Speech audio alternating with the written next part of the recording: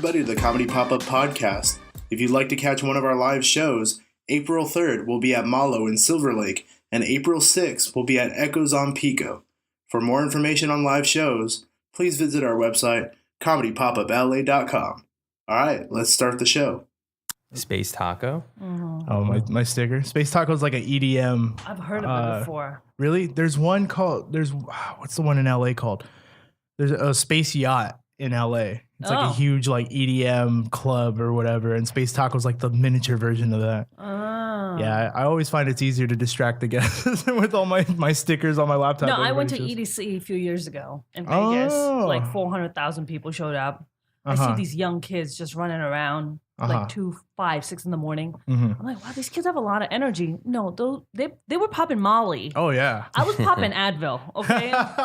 Like, we were in such different spaces, and I was like, I can't do this again. That's hilarious. I'm too old for this shit. I can't do this. Yeah, you really can't enjoy those festivals without popping some sort of God.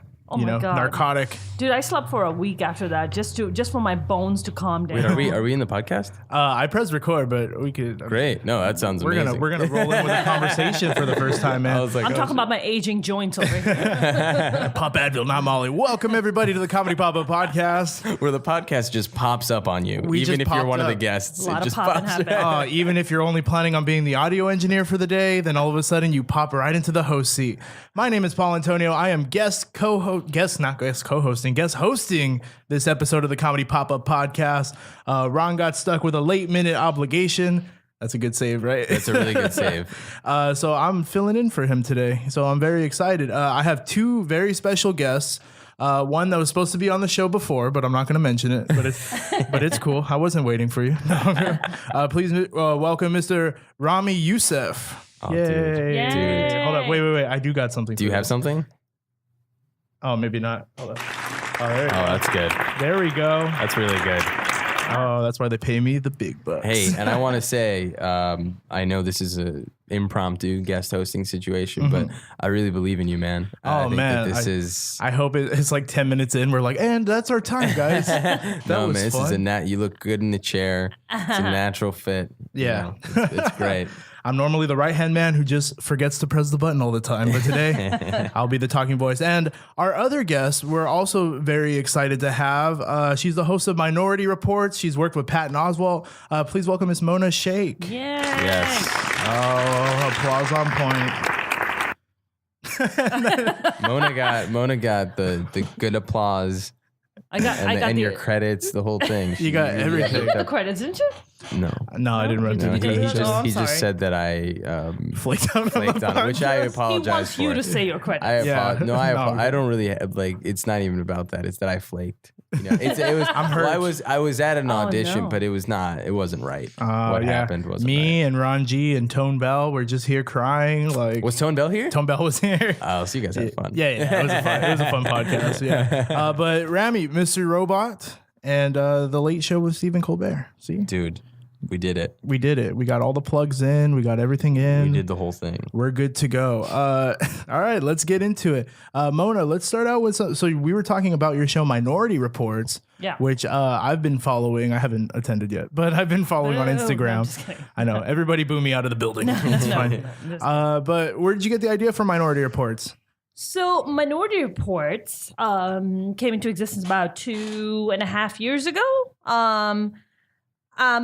I don't know if you know what like the situation is out there. Maybe Ramy can relate to this, but Ramy can relate to this. I knew that one. I was testing you. I just wanted to see how woke you were. So the concept basically came. So I've been hustling, been going to a lot of bigger comedy clubs, Comedy Store, and all these places, and I just felt that was never a room for me. I would never. I'm just not getting the spots. I just don't get the kind of love that I would like to get. So I've never been a kind of person that, that has kind of a scarce mentality that thinks in terms of like, well, this is it. There's only one way to get in. And I didn't want to kind of try to penetrate into a world that doesn't maybe have room for me or doesn't see me in their world. So I wanted to create my own world, and that's exactly what I did with Minority Reportz. And I'm very proud of it. It's a fantastic brand that I've built, and we give platform to so many people, of minority backgrounds. And it's not just about color or ethnicity. It's about also a minority point of view. And I wanted to give those people, a platform in bigger comedy clubs where most, usually they won't get that spot. And I wanted to kind of give that platform. And now this whole thing, it's funny because I started 2 years before the whole diversity thing got big, and women and in entertainment got big. And so I feel like we're just at the right place at the right time. Yeah, absolutely. So you're giving the platform, because mostly, and you guys can attest to this because you guys have been doing this a lot longer than I have, but mostly it's like only a couple spots that they'll throw out, and it's like a very bland, I was going to say a cracker lineup. We can't have too many women on lineup, or we can't have too, people, or maybe people of color on lineup. So I just didn't want that. I wanted, my show that I just did on Wednesday, I mean, it's, from top to bottom, just nothing but minorities and people that you didn't even know existed. And I love giving those people a platform. That's awesome. Do you feel like comedy as a whole is kind of trending towards that, where it's breaking out of like, one woman on a show, or kind of like, do you think it's kind of moving past it? I'm not so sure. If you look at the lineups on the bigger comedy clubs every night, I don't really see the trend changing big so comedy much right clubs now. Still haven't figured it out. They still hold on to that. And I think it's kind of the same mentality as a lot of the bigger studios and networks think, in terms of like, well, if you have all women cast or all women lead, or like people of color, it's not going to make money. And then Black Panther comes along and shatters all kinds of records. Yeah. And I feel like it hasn't, that mentality needs to be adjusted in the comedy world. That's still, I mean, I look at the lineups and I'm like, really? We're still there? Okay, all right.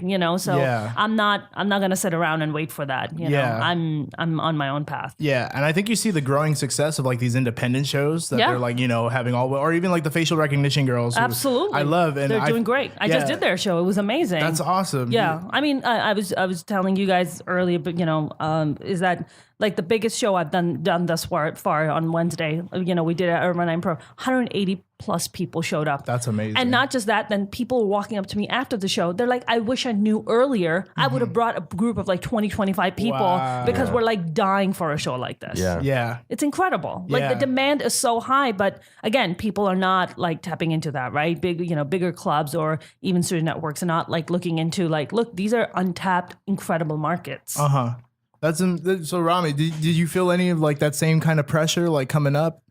Well, I think like it's always, hard to break into these bigger clubs and bigger institutions in any position, so sometimes it's just, when you're first starting out and being, minority doesn't help, but it's always, I think I had similar instincts as Mona, and that is from being a minority, and it's a little bit of an immigrant mentality, which is like, okay, yeah, they're not letting us in that way. Like we're going to go around the back door, that's like that it has to happen that way. And when I first started doing comedy, I did sketch. I didn't do stand up, and sketch is in some ways even more limited to get in because you're trying to get like 30 minutes of stage time to do your sketches. It's like stand ups are vying for 5-minute spots. And when I started in New York, we're trying to get a 30-minute slot at UCB, and they're giving that out to one or two groups a month, maybe, who get those spots that aren't like established teams. And so we figured out how to like, get up at other theaters, and kind of like we found an old theater in, my hometown in New Jersey, where we actually took this old theater and we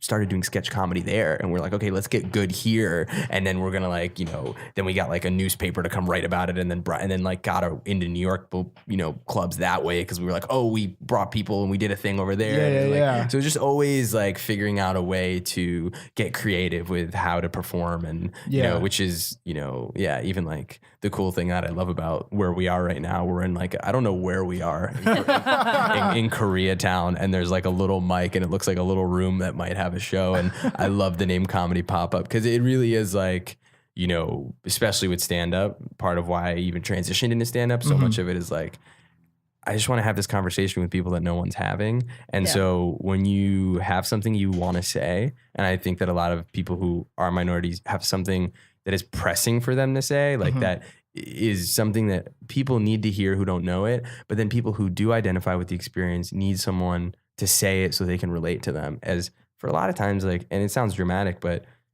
as a means of emotional survival, just to be like, wow, I see someone who's like saying the thing that I think. And, you know, I didn't know that we were this unified. So for us, I think we're always going to figure out a way to do it and a way to say it it's not going to stop. Yeah. And it really is that side hustle of like, you kind of have to take that extra step and do that extra, like, hey, I'm just going to make my own stage time. Yeah. Absolutely. You know, and then that kind of puts the pressure on the clubs because you're not really like doing a mic and just getting like picked out of the bunch, you know? Yeah. Like, but you know what? Another interesting thing I noticed the other night in Irvine Improv was that a lot of our crowd was also a bunch of white people. Yeah, totally. Who wanted to come out and they wanted to hear it. And they had a fantastic time. Like walking up to comics afterwards and they're like, that was amazing. I didn't even know you guys had a show like that here. Like, this is incredible. So it's not like it's just geared just towards, minorities. A niche. I mean, you have mainstream, white people who also want to hear this, who are, liberal and progressive and, want to hear what you have to say. I mean, look, I was doing the road in January. I was in Nevada and Arizona. I was doing casinos, and so here I am performing for a 50+ hardcore Trump supporters veterans night, right?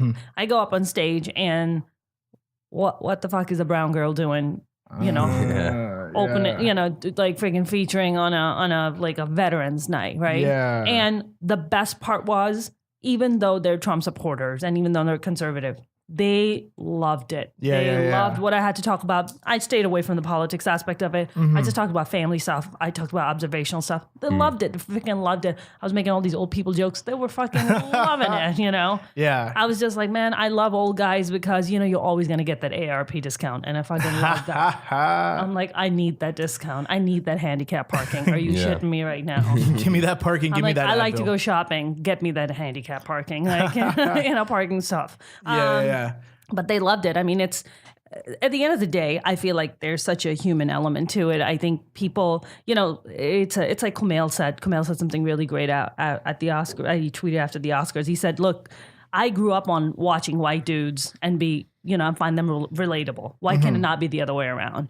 You know, it's just a matter of opportunities that are being created, or you need to create for yourself. Yeah. And you create like kind of these niche kind of platforms, and people are like, "Oh, I didn't know that story about you." You know, I that is such a human story. That is such a like a relatable kind of a thing that I can understand and I can relate to. So I just feel like a lot of that is that too. Yeah, and it's a lot of like, it has to do with like ignorance too, in terms of like most of the time that, like you said, those Trump supporters were kind of like iffy at first. It's because they don't think it's going to be relatable. That's correct. But until you're in that audience and like you see that story, you're like, oh, it is relatable to you. I was watching this documentary on Vice, right? And they had this black dude who was going around to these white supremacist houses and stuff. Love that. Oh, it's so amazing. It's like a British dude. Yeah, absolutely. Yeah. But he went into this one That guy's British house. accent helped him, by the way. Probably did. He's like, oh, he's an exotic one. Because they were like, Really wait, is exotic. this a white black person? Right, Like, yeah. That's what happened. Yeah, but it was so interesting to see how like he was talking to the white supremacists and he was like, no, he's like, I'm not opposed to you. He's just like, I love DMX. Like he brought DMX. Hilarious. That was like his little relatable line and stuff like that. But once these people start getting exposed to like different forms of comedy and people like I said, it's just ignorance, like people are like, oh, I'm not going to relate to that. But then you're like, oh, we really are just kind of like pretty similar. Yeah. And as, on that point, like you're talking about how it's kind of like starting to leak into the mainstream. You had a major publication sit in on one of your shows. Yeah. Segue. Okay. So here's how you know as a Muslim girl or as a Muslim comic you've made it. So Hustler magazine's editor-in-chief somehow learned about this journalist who's been a fan of mine. He follows me around. He hit me up and he was like, hey, the editor-in-chief at Hustler magazine learned about your show and is a big fan of yours and a big fan of Minority Reportz, and they want to do a quote-unquote full spread on your show, and would you be interested? And I was like, yeah, let's do it. So he came down and the photographer came down, and we had this full-blown interview with all the comedians on the lineup after the show, and it was such a fantastic interview because they got to learn so much about the comedians, about our struggles, and even just the fact that we're all, even though minorities, our experiences are quite different. They're similar, but they're also very different, Like Ramy's born and raised here, right? I'm not born here. I moved when I was 15 years old from Pakistan. That's a very different world than what Ramy grew up in, right? I mean, there's still references where I'm like, I have no idea what you're talking about, and then I got to Google it. You know, I'm just like, I don't know what you're talking Hustler, about. Though. Huh? Not Hustler. No, Hustler we knew. Didn't know that about in Pakistan though. Not Playboy either. Really? My dad told me, you know, he grew up in Egypt. He would tell me stories of like they'd have like one Playboy page that would just get passed around. Like people were like, we like, where's that page? I mean, this is years ago. He didn't really get into detail. There was a hole ripped into the mouth. But other than that, he also made it sound like he didn't get the page. But I'm like, dude, you sure you didn't get the page? But I mean, you know, that also happened here. You know, like that's like years back. Just like people, you know, kids will find anything. You know? Ramy, are you first generation American on this side then? Yeah. So both my parents are from Cairo. Yeah. Okay. And then I was born in New York. So this is a great thing because maybe you guys could help me out with this too, because I had a little bit. So I'm Mexican, right? And I'm first generation Mexican, and it's always been kind of my goal to not be a part of those like refried Fridays and like get stuck in that niche and be the Mexican comic and everything. But now that we have somebody who's not first generation and someone who is first generation, maybe you guys could compare a little bit if like getting booked in that, because I was told from a comic like, oh, you're first generation, like that's not going to happen to you. But if you're an immigrant, it happens to you way more often. Do you guys agree with that?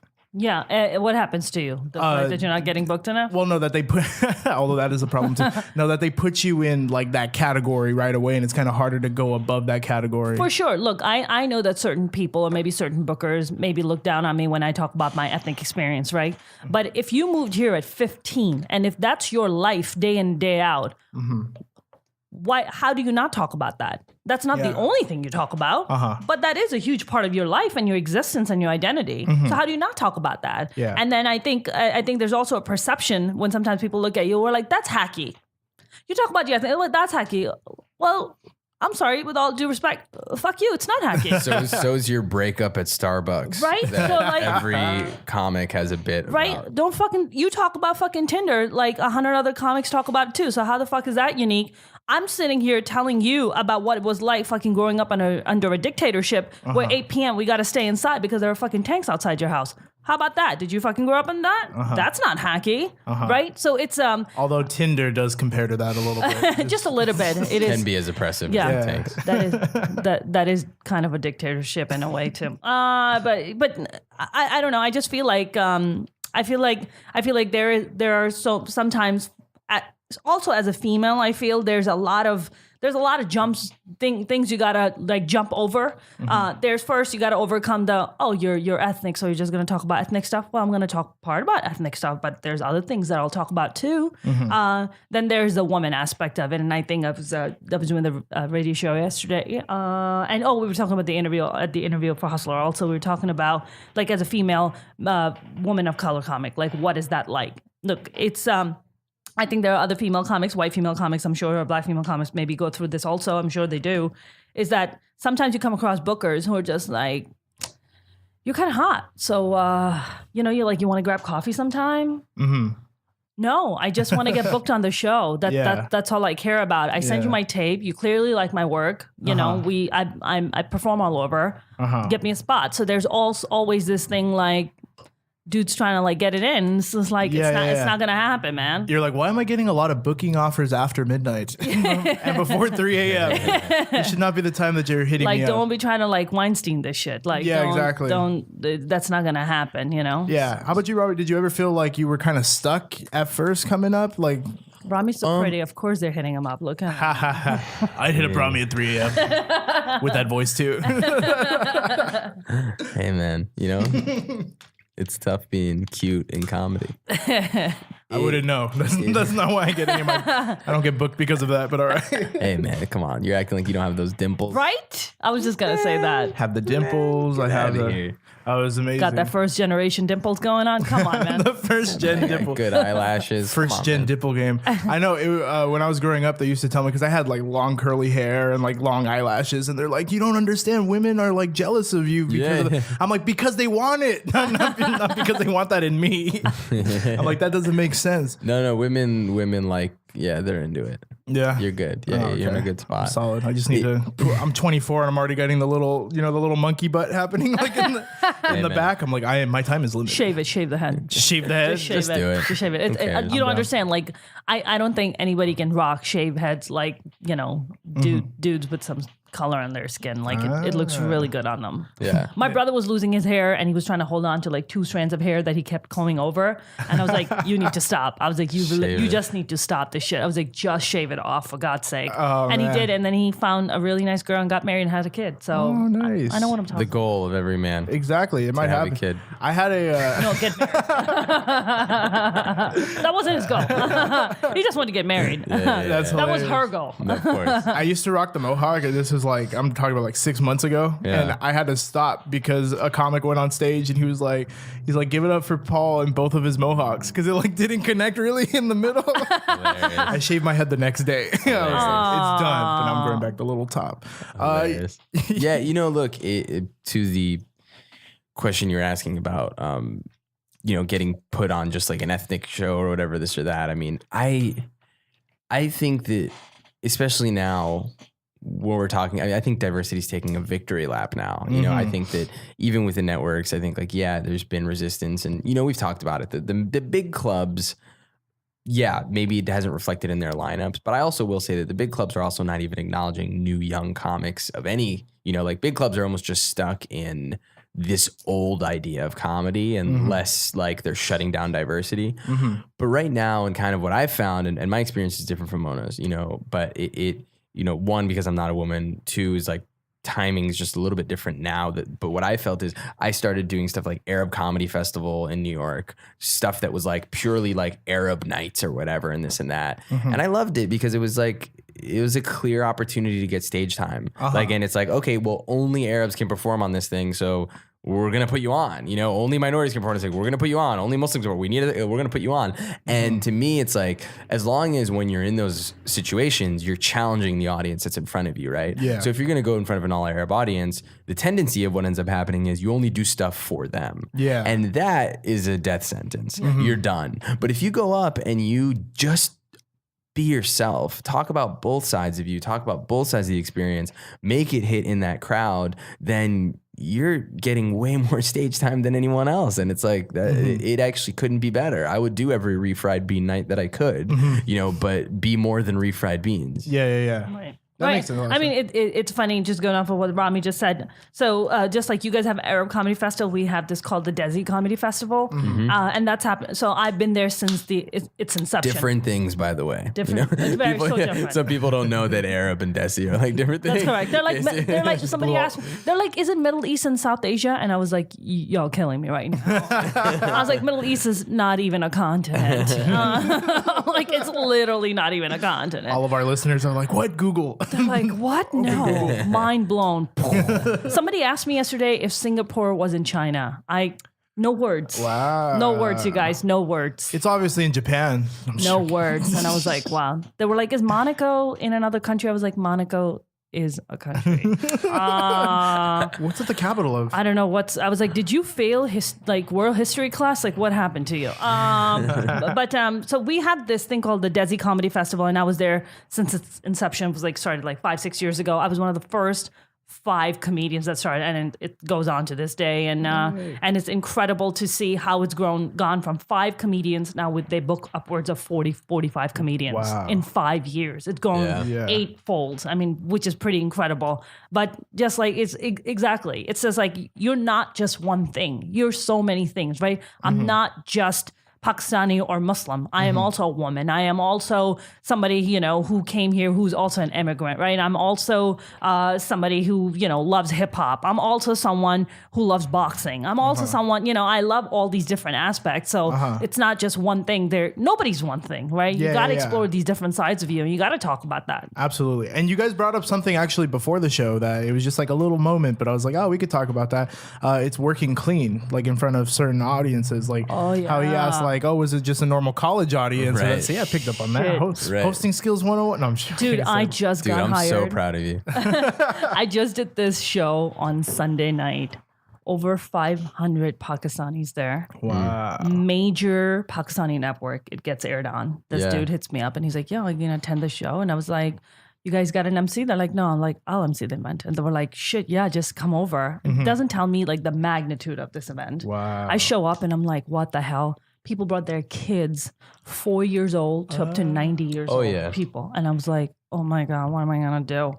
I had a phenomenal time. Wow. Those people were like, they were there they came to have fun, man. And it's like, you always think in terms of like, oh, these ethnic people, oh, they're going to be like, they are conservative, right? It's a super G-rated show. But I'm just like, I was just doing crowd work. I was just talking to people and having a good time. And I think in crowds like that, it's interesting. And I don't know if you do this, but I speak like Urdu and English at the same time. So they love that. They're like, oh my God. So not only are you like, you have this American side of you, but you're also like this Pakistani side where you can just come out and just start doing comedy in another language. And they love that. And it's, you got to keep it clean. I mean, you know, the same people who saw me at that show came to Irvine and then I'm like, whatever, cursing up a storm talking about whatever. And they're like, holy shit, you're like a completely different person when you're at the comedy club than you are at an ethnic event. Then, you know, you know your audience, right? Yeah, it's totally it's, you know, I was talking to someone about it and they were like, man, you have like 2 different acts when you go somewhere. I'm like,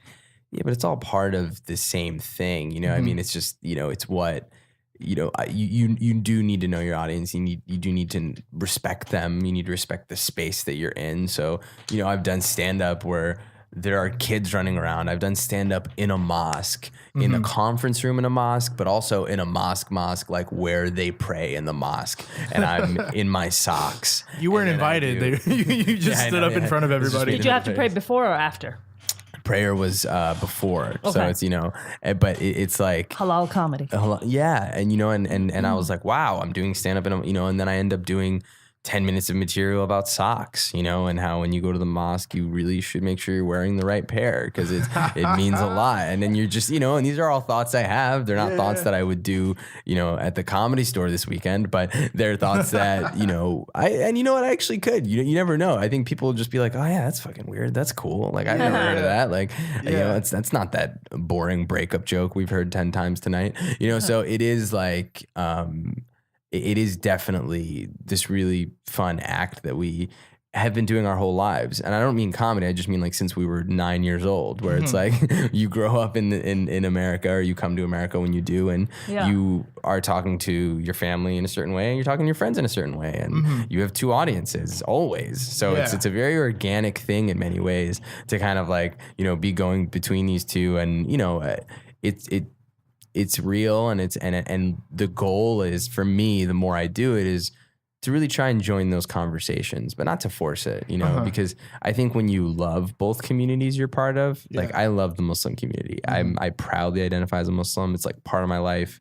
And so when I talk to them, like I want them to laugh. I also want to challenge them a little bit, you know, and then I go to do a broader audience show or whatever. I'm like in a, you know, fucking backyard and Echo Park doing stand up. I love those people. I love that audience. I also want to challenge them a little bit, you know, and I'll say some shit that they wouldn't be comfortable with, whether it's politically or religiously or whatever it is. And that's fun. And I think it's like the more you can test that and join that, I think that's what you're supposed to be doing with comedy.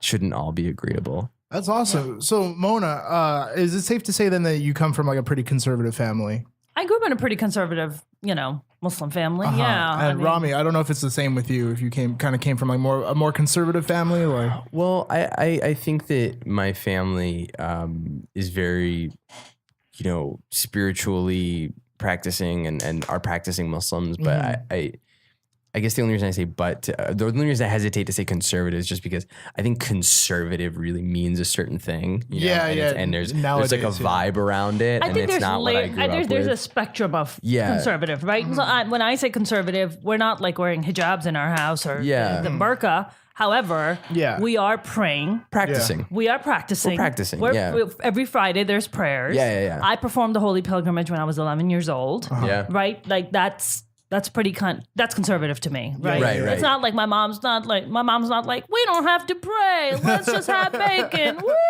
It's not like that. We didn't grow up that way. Yeah, so to me, that's conservative. Yeah.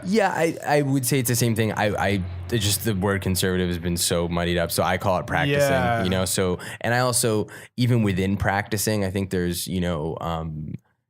and maybe it's practicing and then conservative and then orthodox, Yes. because maybe orthodox is like way high level. Exactly. My parents aren't orthodox. I would say there's somewhere between practicing and conservative. That's the ninja ladies. There's somewhere in that space. And the orthodox, man, they're legit, man. They fucking do some cool shit. They do some crazy shit. Like on all of them, but it's a level of dedication that is impressive. Well, have you guys had any pressure kind of like from your families in terms of, because obviously comedy is such a kind of like out there profession and stuff, and that's what kind of I was trying to allude to is like coming from that kind of family and then doing comedy. Do you guys feel like that ever conflicts at all, or do you get anything from your families about doing it, or they're kind of just like, do your thing? So first of all, my family has never approved of what I've done and what I've been doing. So before I was a stand-up, I was a stage actor in New York, and I was a stage actor for a long time. And so even just that, right? So I moved here when I was 15. So come around as I'm approaching close to 18, my parents never lived here. I have 4 older brothers, and they were my guardian. I was the youngest and the only girl in the family. So I one day, quote unquote, come out to my brothers, and I'm like, hey, listen, I don't want to go to college and waste anybody's time or money. So I just want to be an artist, and that's all I want. So I want to just take acting classes. And I was given an ultimatum, right? So then my brothers told me that either I was going to go to school and become whatever they wanted me to become, which was like a physical therapist. I don't know why the fuck they were stuck on that. Maybe they just had achy joints. Ancient Pakistani I do have achy tradition. joints now, exactly, of becoming a physical therapist, which I need now. But as part of the EDC, part of the EDC festival, I need it. I don't need to be one. You know what I'm saying? Or they said that they were gonna send me back to Pakistan, and I was gonna be married off to someone, and those were kind of shitty options that I was given in a way. And I was like, I love you guys, but no, I gotta go my own way. And I basically packed up my bags one night and I left, and I never looked back. So yeah, my experience has been it's been a tumultuous, rocky road to even be sitting here and having this conversation with you, because my family has never been supportive of anything that I've done thus far. I think now they've shifted a little bit, and I just had this conversation with my mom the other day, actually. My mom was like, if when I was younger, if I was supported to do things, I would have done a lot of really great things. And I was like, Ma, when did you guys ever support me in anything that I'd done? And she was like, we didn't. And she was like, and yet you did it anyway. I'm like, exactly. I'm like, if you want something, you're going to That's an amazing conversation to have. Oh, to have with my mom? Yeah. Yeah, I think so.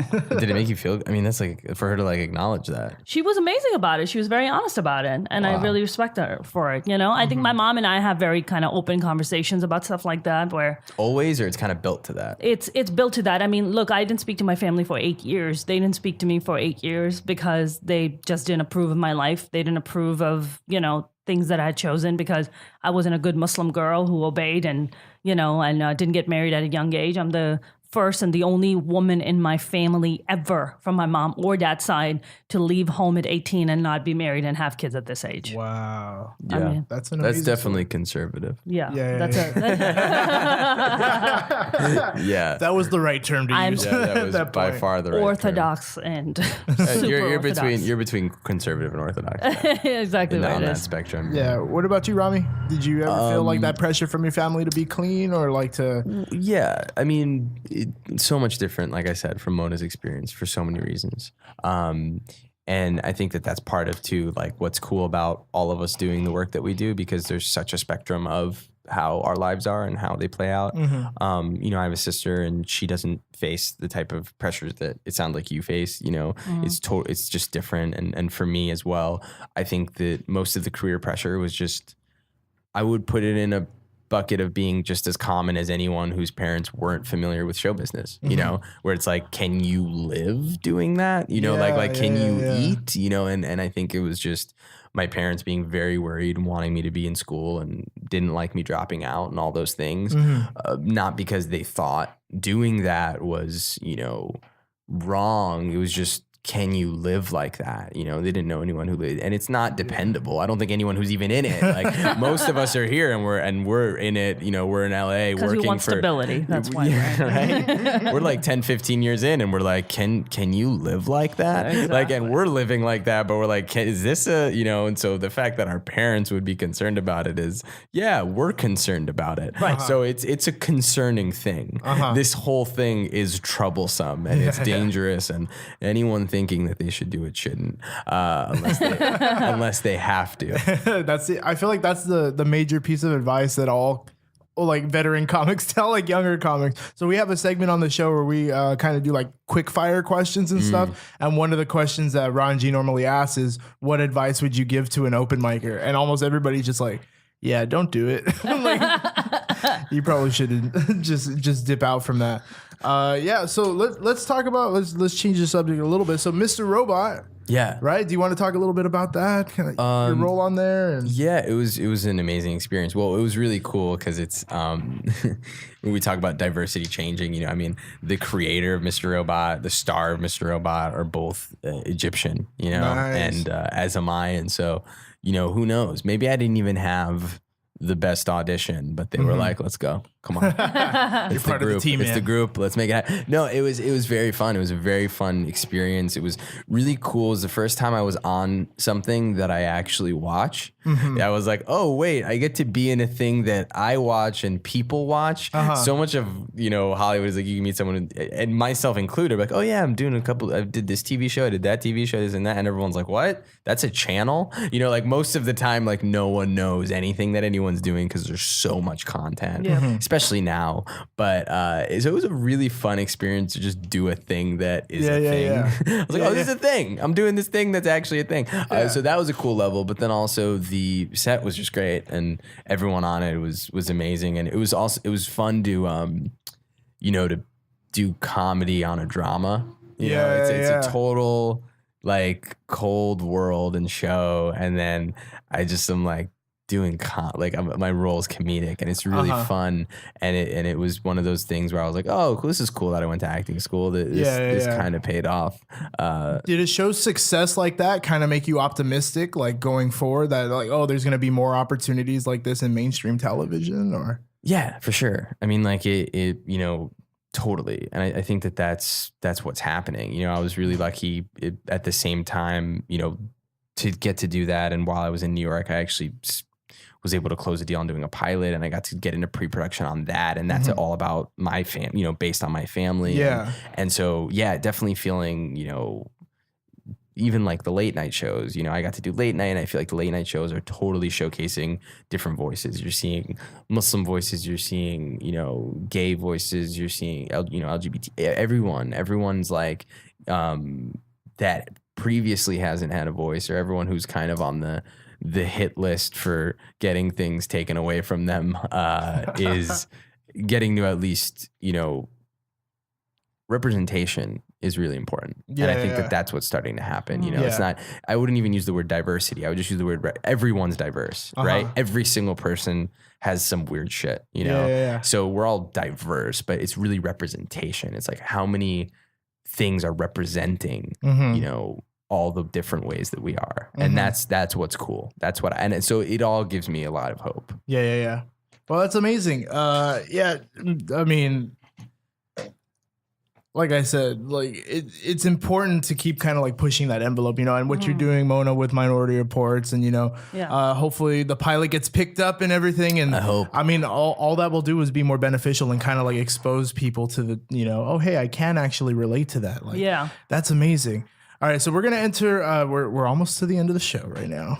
It's been rolling. Dude, you're doing great. And for people, you guys can't see, but the body language has been amazing, man. You're really making it happen. Thank you. Great eye contact. Those eyelashes continue to serve you.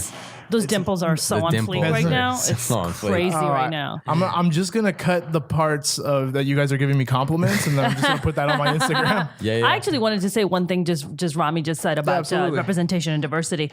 You're right. I mean, everybody is diverse in their own way, right? Yeah. But I think when you think in terms of like when studio networks or, studio heads or even, comedy bookers think in terms of representation, there are 50 different kind of white guys talking about their 50 different kind of stories, right? Eddie Ifft is not the same as Bill Burr. Bill Burr is not the same as Joe Rogan, right? They all have their own. However, I feel like when the word diverse comes in, it all of a sudden switches to brown people, black people, Asian people. I feel like, they're like, yeah, we're representing. Look, we have like 50 different white guys representing 50 different voices. I feel like, but when like the word diversity comes in, it shifts the mentality. I mean, that's why CBS and NBC has a diversity program. They have a stand-up diversity program. I mean, the whole mentality behind it is to bring people like you and me and give us a platform to come out and at least have the opportunity to say and speak and tell our stories where we're not going to get that break anywhere else, And I just feel like, I think, and I don't know, Ramy, if what your experience is, if you've spoken to other brown female comics, but I feel like a lot of the brown male comics get a lot more representation and get a lot more opportunities than the brown female comics do, because we're also, I feel, a little newer on the scene. So then people are just like, oh, like people look at me and they're like, oh, I didn't know you existed. Like I didn't know there was such a person like you, know? And it's like, dude, I've been grinding my ass for a while now. Like why do you not know about me? Right. I feel like, feel like that shift is happening too a little bit, like slowly. Like some people are like, well, there's Mindy Kaling. I'm like, Mindy Kaling's not a stand-up comic. Mindy Kaling is a comedic actress, right? There's a difference, you know? Absolutely. And more power to Mindy. I mean, I think Mindy's amazing, right? I think slowly you just see who come up. Aparna's come up, right? But I mean, that's kind of about it. I mean, we don't really... As far as brown women? As brown women? I mean, Aparna is really the only one in the stand-up world, the only one kind of, out there. But I think that shift also needs to happen, because when you go out, it's just like, oh, okay, well, I didn't even know you existed. Oh, there's such a thing as you. So I feel like then that, and then like that's another kind of a battle to fight. Right. Like, well, that's and that's it's all kind of like word semantics at a certain level, right? I mean, diversity and representation are so close. Like, if anything, representation is like the active verb of diversity. It's like, okay, well, in order to have diversity, well, who are we representing? And that even leads into what you just said, where it's like, if there's 3 brown male comics on a show, someone's like, the show's diverse. But it's like, well, no, but you're not representing the women. Exactly. So that is why the distinction for me about representation becomes like a more specific, important word, because I have thought about that specific thing too, where it's like, yeah, okay, you can have like a bunch of dudes, but it's like, no, it's diverse, but it's like, you're not representing the women. So it's like the words they'll go back and forth. But the diversity also is about not just having males, right? Diversity, having women is part of the diverse conversation. Yeah, it is. I just, so it's always going to be like connotations, right? Of like, it's the same thing when we're talking about liberal, conservative, orthodox, or practicing conservative orthodox. It's like these words, we got to like shift them as they get old. So I think diversity for me, because it's like diversity showcase and all that stuff, it almost feels like an old word, because like, oh, we've been throwing it around forever and it still hasn't quite happened. And so I'm like, well, is it representation? And like, maybe, I don't know, maybe next week it'll be fruit punch. I don't know what the thing is, but I'm also with you on that though, with like brown and that's something too that like, for me, that, as I hopefully get opportunities to host shows, build shows or whatever, is totally a responsibility that like I want to take on, as being like making sure that are there brown female comics on a show. I was just in DC. I did a show and I had this woman opened up for me. She was wearing a headscarf and she was so good. And I was just like, yo, like, let me get your info. Like, I was like, I think she just emailed me too, because I was like, hey, I want like, she'd only done it twice. And I was like, oh, wait, like, you're going to be like a thing. Like, and I want to help you because we need you, because it's like, we need you. Like, this needs to happen, you know? And so I think it's also on us, whether you're Kumail or Aziz or Hassan or whoever, and hopefully as others of us start to like get more power, it's like kind of a cool, well then now we need to like make sure that the women have those roles too, Yeah, absolutely. In all our projects and on all the things that we do. Yeah. I agree with that. And Comedy Pop-Up, like we get to go to a lot of these new face kind of like showcases and stuff, because we're always trying to scout, who we can do. And I mean, the diversity coming up, like through the ranks and stuff, the future looks very bright for these kinds of things. So, I mean, I'm excited as a Mexican guy. Yeah. I mean, look, Minority Reportz just got picked up at Coup de Comedy Festival for UC Irvine. Yeah. So UC Irvine does this. They've been doing it for 6 years, and they found us, and they were just like, hey, we want to feature you guys on our comedy show, on our comedy festival. And that comedy festival is going to be that lineup. I've never done it before, but that Minority Reportz lineup is going to be strictly all diverse female comedians. It's going to be like white, black, Asian, Arab, Muslim, like all across the board. We're just going to represent everybody. That's amazing. Which I'm super excited about. But yeah. Yeah, that's amazing. So look forward to that. All right, we're running out of time, but I'm going to do my quick little rapid fire. I almost said it backwards. Rapid fire round. Pressure. Exactly right. So these are going to be kind of random questions, but we want to know a little bit more about you guys. So I'll start with you, Ramy. What smell reminds you of home? Hot sauce. Hot sauce. Yeah. Just like my dad, just variety of hot sauces at every meal. And so especially like a hot tomatoey sauce. My mom, like there's an Egyptian dish called kushri she makes with this like tomatoey. So sometimes it's like I'm having a pasta or like pulling out a bottle of hot sauce, and I just, that's home. How about you, Mona? I would say would be bread. Like when you take bread and like when it bakes, like that smell. My mom used to make this thing called roti. It's like this thin slice, but it's like when dough bakes, it has that same kind of a smell. So anytime I smell that, I'm like, it's like home. That is home. All right, here's another one. Do you guys believe that there is a difference between the word comic and the word comedian? I think so. I think comedian, it can be used as like comedic actor. Like someone could be like comedian Steve Carell, and that's very accurate. But he's not a comic. Because a comic has a mic in his hand and has stayed at a shitty Holiday Inn. Like that's a different like barometer. I just did that last month. Yeah. I literally did a gig at a Holiday Inn. I know, we all did. Man, yeah, that's hilarious. How about you, Mona? Comic and absolutely, I agree with you. I mean, just the example I was making about Mindy Kaling. Like Mindy Kaling is a comedic actress, right? But she's not a comic. Yeah. Nobody's ever picked up the mic, and I think a lot of people sometimes confuse that. They're like, well, yeah, I mean, if you're doing funny things, then you're just that, and it's like, no, you're not. Those are two very different worlds. It's very different than going on mic after mic eating shit every night versus doing a comedic scene. That's a very different world. Absolutely. All right, well, we got two more questions. If you guys could have, and either of you that wants to answer first, if you could have coffee with someone alive or dead, who would it be?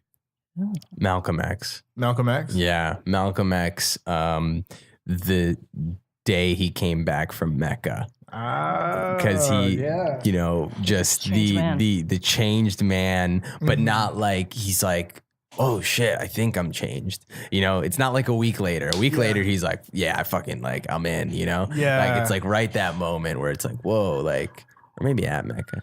But like, he's just someone, whether you're Muslim, not Muslim, like whatever, that's a person who, whatever it was that he believed in at that time, like at any stage of his life, if it was what he wanted, he did it at a 10 in this way with like pure conviction, gave up his whole, whether it was selling drugs, whether it was, being a black nationalist Muslim, whether it was being a Muslim who believed in equality for all. And he had this like amazing kind of journey and, but the way he gave in his whole mind and body.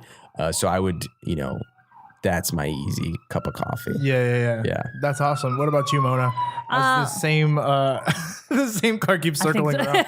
That's amazing. I would say mine's Abraham Lincoln. Oh, okay. Yeah, I've always been a big fan of Abraham Lincoln. I think I relate to him a lot as far as, I mean, this man overcame so much adversity. I mean, he just had one nonsense after another to deal with, and ended up becoming the president of the United States, only to get shot. But I think what I really admire about Abraham Lincoln is just his level of tenacity. You know, just the amount of heartache that this man came over, and then to be such an incredible president, and to form this and be a forefather of this incredible country that we live in. I've just always admired. I think I relate a lot to Abraham Lincoln's struggles. I think just from my own personal life on the level of adversity that I had to overcome, and to even do the things that I do today. I just relate a lot to Abraham Lincoln. That's amazing. All right, and we're down to our last question. So this is the one that I mentioned before in the show. If you could give a piece of advice to somebody starting out in comedy, what would be that piece of advice that you give them? Oh man! Yeah, Don't do it. The don't do it is great. I would just say to there's so many things, but I would just make sure that genuinely, whatever it is that you're doing on stage, make sure you're analyzing yourself. Don't talk about what you think is funny. Don't talk about other people. Just talk about you. That's the only thing you really know. If you're doing stand-up, you're probably not smart enough to do anything else, but you're probably smart. You know, but the things you're probably most smart about concern you. So just talk about you. You know, talk about you and really analyze yourself and be critical of yourself and see what comes out of that. I think that's probably where you're going to find the funniest stuff. Yeah, absolutely. What do you think, Mona? I feel there are two things. One, talk about things you're passionate about. You know, those things will always just kind of flow out of you. You know, those are not things that you have to think about because you're so passionate about them and you think about them all the time. They're just so part of your fabric. And the other thing is just know yourself. Really know yourself. You know, don't come out and make a statement and then check in yourself later, and then you're like, I don't believe that. Or, so I feel like knowing yourself and being passionate about what you talk about. Those are two great things. Awesome. Well, you guys have been amazing guests. Mona, where can people find you besides Minority Reportz at the Irvine Improv? Irvine Improv. So Minority Reportz is also on Instagram, which is just Minority Reportz with a Z. You can follow us at Minority Reportz. You can find me on also on Instagram at Mona's Comedy. On Facebook at Mona Shaikh Comedian, which is SHAIKH, or just go to my website, monashaikh.com. Awesome. How about you, Ramy? When is this airing? This airing this Monday. This Monday? Yeah. Okay. So this Wednesday, if you want to come to the Improv Lab at 7:30, I'm doing my hour. I'm running my hour. Awesome. Just putting it up on its feet. So if you're around, come check it out. And the best way to find me and tickets and everything is on my Instagram, which is my name. So my name is Ramy, Ramy, and that is my Instagram handle, Ramy.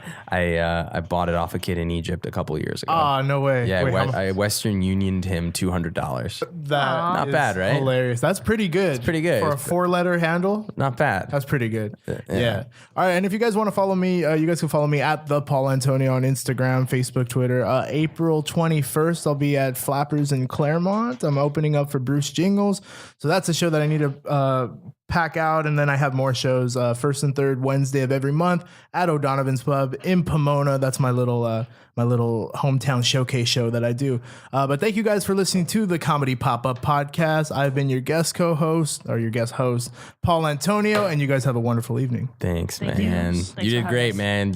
I'm so fucking proud of you. Thank you. I don't think you should call back Ranji. I think you're good.